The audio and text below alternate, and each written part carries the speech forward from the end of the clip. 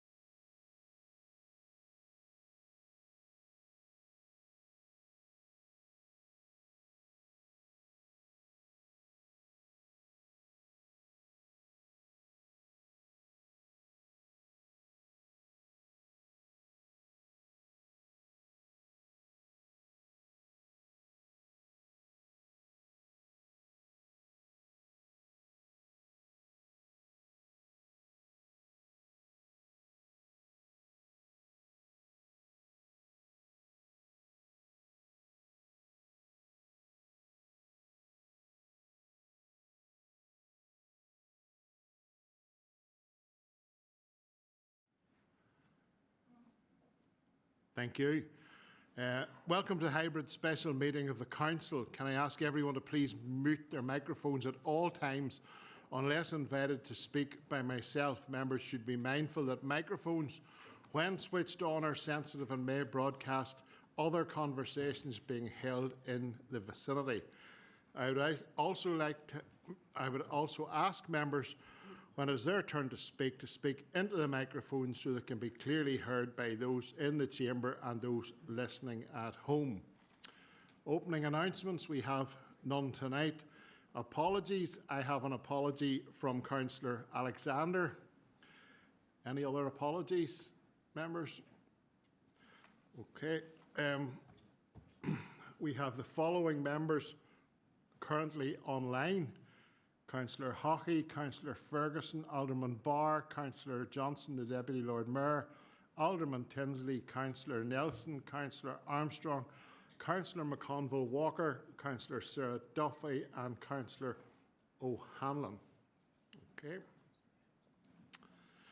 Are members content that we take... Councillor Hockey. Thank you, Lord Mayor. Just to give an apology for Councillor Kevin Savage. Thank you. Okay, thank you for that. Are members content that we take any declaration of interests as we go through? Agenda item 3 is a report on the estimates, and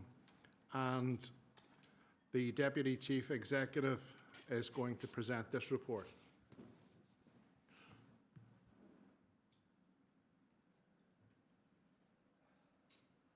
Thank you, Lord Mayor, and good evening, members.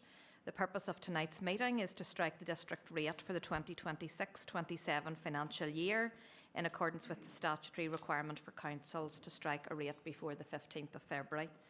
As always, striking a rate is one of the most important responsibilities the council undertakes each year. It represents the culmination of many months of intensive analysis, engagement and negotiation across the organisation, and with elected members in close partnership with council officers. The estimates process began in May of last year, continuing the approach of commencing detailed consideration well in advance of the statutory deadline to ensure strong financial planning and transparency. Like previous years, it has involved close collaborative working across all directorates, accompanied by regular and constructive engagement with members and party groupings at key stages of development. As part of this year's process, we have undertaken a thorough assessment of both internal and external pressures. While some of the extreme inflationary spikes and volatility seen in recent years have eased, we continue to navigate significant ongoing pay pressures, contract and materials inflation, rising insurance and compliance costs, reductions or uncertainty in central government funding streams such as the Rate Support Grant, and continued challenges in energy markets and utilities, albeit at a more stable level than the peaks of previous years. Internally, we have continued to drive efficiencies across the organisation, building on previous years' work and maintaining discipline around identifying sustainable savings rather than reliance on reserves. As members will recall, using one-off reserves to meet recurrent expenditure is not financially sustainable, and therefore our focus remains on ensuring that service delivery and budget setting are underpinned by strong long-term planning. I want to acknowledge the continued commitment of officers across the Council, particularly within the Finance team, the Efficiency Programme Board and the Corporate Programme Management Office.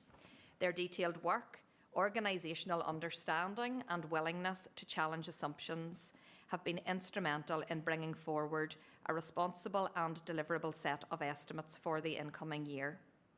As in previous years, members and officers have worked hard to strike the balance between minimising the burden on ratepayers, protecting and enhancing frontline services, supporting our local economy and communities, and creating space for strategic investment across the borough. This balance remains essential as we seek to maintain the momentum of economic recovery, community development and long-term growth, while also recognising the financial pressures that households and businesses continue to experience. Under the Local Government Finance Act, I am legally required to be satisfied that the estimates presented provide adequate financial resources to support the running costs of the organisation for 2026-27, that they are robust and that the Council's reserves position is sufficient and appropriate as part of the rate setting process. I can confirm that the estimates brought before members tonight meet these statutory requirements. As in previous years, members are reminded that while the district rate is within our control, the regional rate, which forms a significant portion of the overall rates bill, remains a matter for central government. At present, the position and the timing of any announcement remain uncertain, and therefore this element of the rates burden lies outside the Council's authority. I am aware that a number of councils have already struck or are close to striking their rates for the upcoming year. Based on currently available public information, the proposed rate of 2.79% for this council, if approved this evening, would again place us among the lowest across all 11 councils, continuing a consistent trend in recent years of prudent financial management and disciplined budget planning. I would like to express my sincere thanks to the Estimates and Efficiency Working Group, party leaders, the Governance, Resources and Strategy Committee and members across all political parties for their constructive engagement, scrutiny and challenge throughout the estimates process. The open, honest and collaborative discussions have been instrumental in reaching a proposed rate that reflects both responsibility and ambition for the year ahead. I also extend my thanks to staff across the organisation, particularly the Executive Management Team, Heads of Department, the Efficiency Working Group, the Corporate PMO Team and to the Finance Team for their professionalism and diligence in the midst of a challenging and changing environment in respect of the Reval 2026 for business and commercial properties. The rate before members tonight is the recommendation of the Special Governance Committee and equates to an increase of 2.79% for both domestic and non-domestic ratepayers. This is a balanced and prudent rate reflecting the continued need for financial stability, ongoing investment and sensitivity to the pressures that are faced by households and businesses. I therefore commend this report to Council for approval. Thank you. Thank you, Deputy Chief Executive, for that report, and I would echo what you say. There's been much work has gone over a long period of time from officers and elected members alike, and in my eyes it is a prudent figure that we've arrived at, but I'm also conscious, as always, that it's a work in progress and one that will go on moving forward, and it is one of the lowest rates that will be struck in the country across the 11 councils. I'm going to bring in Councillor Keith Hockin at this stage. Thank you, Lord Mayor, and I just want to echo the sentiments that you've expressed, and also to thank officers for the work that they've done on this particular piece of work. So I suppose I think I speak for most of us when we say we as a council, we wish to be a good employer. We wish to be a progressive and outward-looking council. We wish to build a borough with a solid long-term planning and financial outlook, and it's only through making decisions such as tonight that we're able to do that.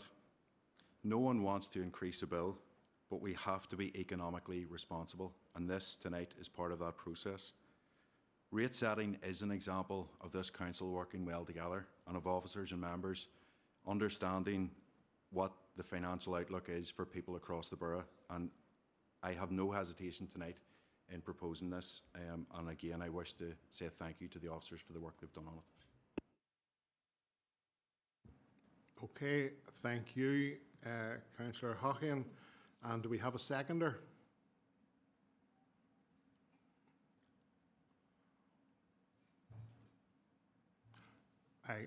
Councillor Liam Mackle.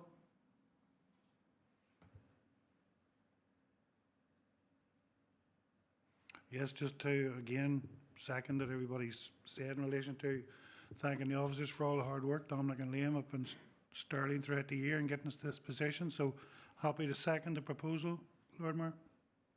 Thank you, Councillor Mackle. So proposed, seconded and agreed. Thank you. We now move on to 3.2, which is the MRP statement. And I'm going to bring in Dominic Donnelly, Head of Finance, ICT and Procurement, to speak to this report. Thank you, Lord Mayor, and good evening, members. Just before I address the report of 3.2, members, just to express my thanks just for your kind words just now, and to pass on my sincere appreciation to all members for your constructive approach and invaluable input throughout this year's estimates process. Through various meetings of the Estimates and Efficiency Working Group, Governance Committee, and most recently member briefings during January, it's been a very collaborative and robust process in what continue to be challenging economic conditions.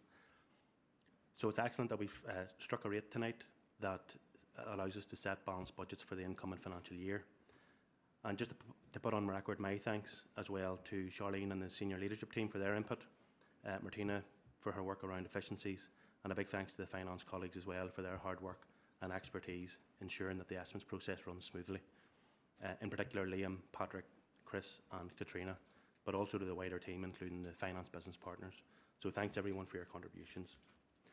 Then moving on, members, to the report at 3.2, which is a decision item, members. This report and appendices present the financial governance documents that the Council is required to approve as part of the annual estimates process. Together they set out the framework through which the Council manages its capital investment, borrowing and treasury activities in full compliance with statutory and professional requirements, including SIPFA and Prudential and Treasury Management Codes. The suite of documents provides assurance that our capital programme is affordable, our borrowing is undertaken and repaid prudently, and that Treasury management is conducted in a manner that safeguards public funds. It also affirms that appropriate controls, indicators and risk management measures are firmly in place to support the long-term financial sustainability of the organisation. Your approval is therefore sought for this report, members, and I'm happy to take any questions. Thank you, Dominic. Councillor Thomas O'Hanlon.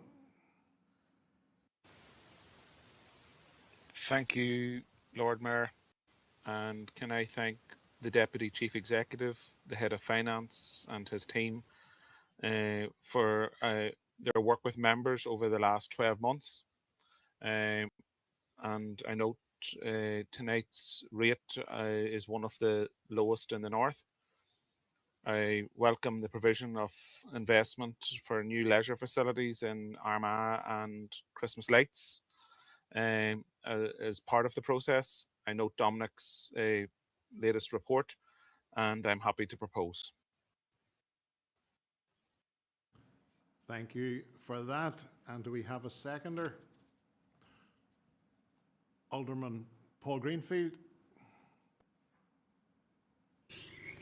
Thank you, Lord Mayor. I'd be happy to second the report and put on record thanks to all those involved in this year's setting process. It feels like we only finished it last year and we started it again, and there's a lot of work going on. So to all the officers that were involved in that, thank you, and happy to second the report. Thank you.